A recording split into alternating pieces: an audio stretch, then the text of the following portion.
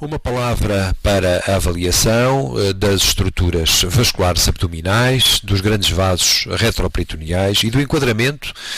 que têm hoje as técnicas angiográficas invasivas e não invasivas. Claro que a técnica invasiva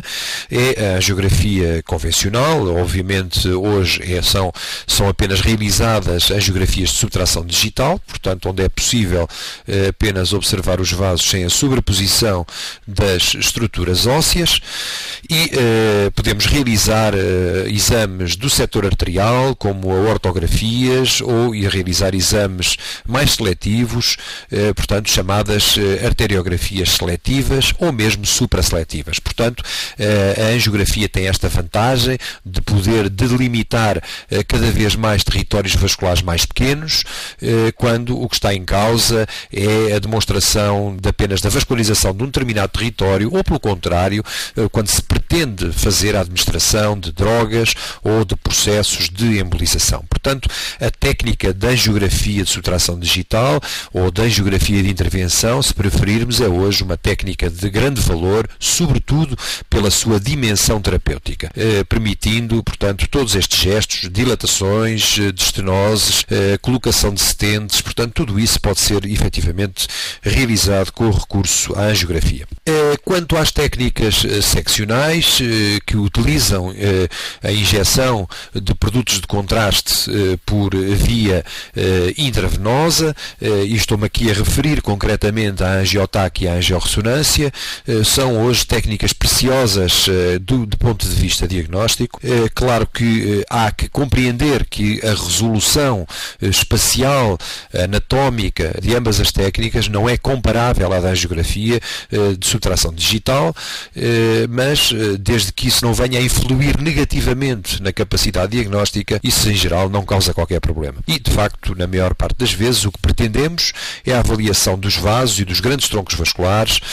onde a resolução conseguida hoje é de tal forma grande que é fácil substituir a angiografia convencional. Quanto à ecografia e o Doppler, claro que não poderão nunca ser esquecidos o seu interesse na avaliação vascular e na informação no que diz respeito aos fluxos e às pressões intravasculares, e de facto essa técnica é normalmente uma técnica de primeira linha, facilmente executada, mas depois a demonstração morfológica em geral acaba por recair sobre uma destas técnicas não invasiva. Portanto, a angiotaque, a angiorressonância, sobretudo, aparecem hoje como procedimentos diagnósticos fundamentais.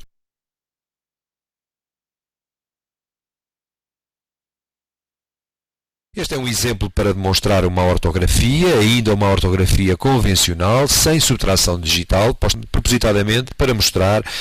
portanto, o interesse da subtração digital que resulta precisamente da exclusão de todas as estruturas ósseas que se sobrepõem nesta imagem da demonstração de uma ortografia com artérias renais perfeitamente normais. Na imagem da direita podemos ver também o interesse, para além das angiografias, o interesse das imagens bidimensionais, a avaliação de um doente que tinha uma massa a nível da região infraumbilical, que se manifesta por uma opacidade na radiografia convencional e que em TAC se pode ver que corresponde a um aneurisma parcialmente trombosado. A TAC tem ainda a grande vantagem neste caso, após a administração de contraste, de mostrar as relações da parede do aneurisma com as estruturas da vizinhança, podendo inferir-se aqui da existência ou não de perigo de ruptura iminente. Portanto, podemos ver a distância do lúmen também à parede do vaso e predizer, ou pelo menos ter uma ideia do grau de estabilidade ou instabilidade daquela lesão.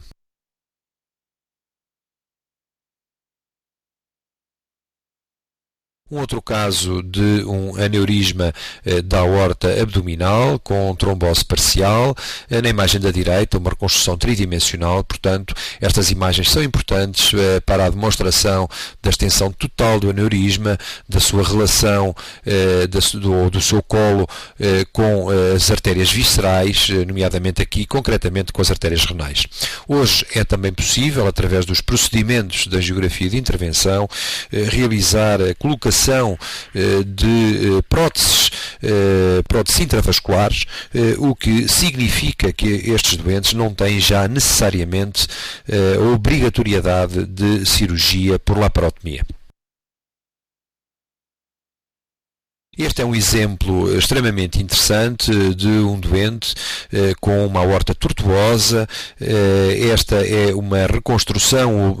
curvilínea de toda a aorta, em que podemos ver as zonas de disseção parietal que inclusivamente estão ancoradas a nível da artéria renal esquerda numa pequena calcificação ateromatosa e que, no caso concretamente, não condicionam alterações de isquémia do rim, portanto que se mantém permeável e perfeitamente perfundido, apesar desta longa e extensa disseção aórtica, facilmente demonstrada, portanto, com a íntima descolada no meio do vaso. Um outro caso de disseção, e aqui mais uma vez se vê a importância diagnóstica da técnica da angiografia por TAC com a reconstrução tridimensional. Podemos ver um aneurisma na porção mais alta da crosta da aorta, um aneurisma fusiforme, e depois mais abaixo uma área de disseção da aorta abdominal. Podemos ver aqui a relação do verdadeiro e do falso lumen, nomeadamente aqui concretamente com o tronco celíaco, e verificar que o tronco celíaco não é envolvido, digamos, e que a vascularização, portanto, não há envolvimento direto, portanto, continua com uma vascularização normal, e essa é, de facto, uma informação fundamental, verificar se as artérias viscerais estão ou não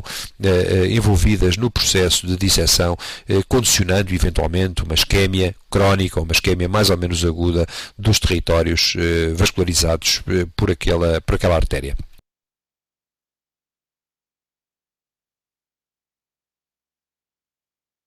Outra aplicação da angiografia diagnóstica, tratava-se de uma paciente com uma suspeita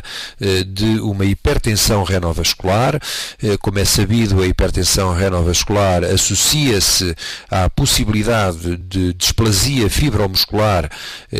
da artéria renal. A displasia fibromuscular, em geral, atinge os segmentos mais distais da artéria renal e cursa com áreas de estenose com irregularidade e que, portanto, alternam com áreas de dilatação, como podemos ver exatamente neste exemplo. Aliás, o rim direito tem dimensões um pouco reduzidas, o efeito nefrográfico era também inferior ao do lado oposto e a artéria renal tinha este aspecto morfológico. Este é um exemplo de uma angiografia por ressonância magnética, portanto, de uma forma não invasiva, foi fácil demonstrar a lesão em toda a sua extensão e agora, comodamente, a paciente poderá, de facto, partir para outras técnicas mais invasivas, já numa fase terapêutica e não diagnóstica do processo.